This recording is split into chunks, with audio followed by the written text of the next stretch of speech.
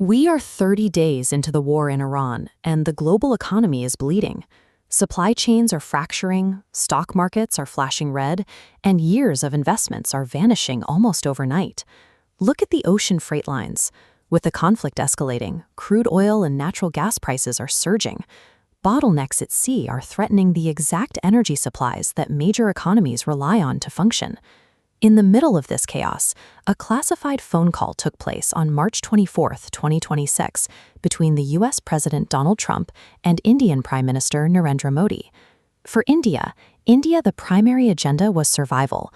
They urgently needed assurances that the Strait of Hormuz would remain open so the country could maintain its supply of crude oil and liquid natural gas. But shortly after, the New York Times leaked an explosive detail.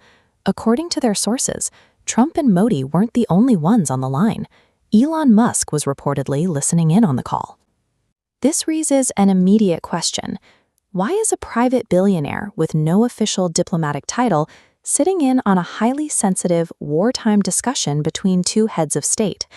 A single private citizen on a secure line changes the nature of state-level negotiation. Diplomacy ceases to be the exclusive domain of elected officials when corporate interests are given a direct ear to the president. The leak triggered immediate political blowback. Opposition parties in India demanded to know what authority Musk had to be on the call, given he holds no formal role in the U.S. government. Both the Indian government and the U.S. White House quickly issued categorical denials. They insisted the conversation was strictly a one-on-one between Modi and Trump. Yet the New York Times stubbornly stands by its sources. If both governments say it didn't happen, why is the news media so incredibly confident that Musk was involved? The answer lies in how modern U.S. administrations operate through shadow influence. We've seen this exact precedent before with Jared Kushner during Trump's previous term. This diagram illustrates Kushner's reach. Despite holding no official government title today, he operates as a central node, actively advising the president on Middle East peace negotiations and even military airstrikes.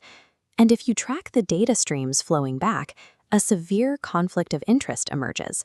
While influencing regional policy, Kushner's private companies are simultaneously routing millions of dollars in profit from those exact same Middle Eastern markets.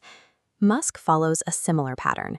He has massive, expanding business interests across the Middle East and heavily relies on international stability for his supply chains. Vast private wealth buys a seat at the table. In this landscape, national security discussions are increasingly populated by those with the capital to influence the outcome. If Musk is indeed advising Trump behind the scenes, the evidence suggests his priority is an immediate ceasefire. Over the next 2 to 3 decades, India represents the most critical consumer battleground for Musk's empire, specifically for his electric vehicles, his AI products, and satellite internet. This chart shows exactly why the war is a threat.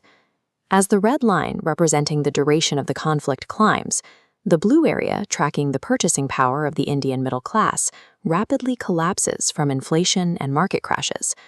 If that purchasing power disappears, Musk's advanced tech products will have no buyers.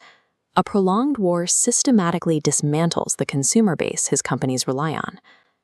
Beyond the economics, Musk has repeatedly voiced a personal disdain for politicians sitting in air-conditioned Washington, D.C. rooms, safely ordering military campaigns from afar.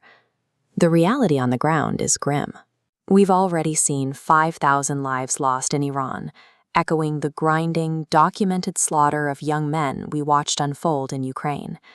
If American soldiers are officially deployed to fight on Iranian soil, the conflict will widen, and those casualty numbers will easily scale into the hundreds of thousands.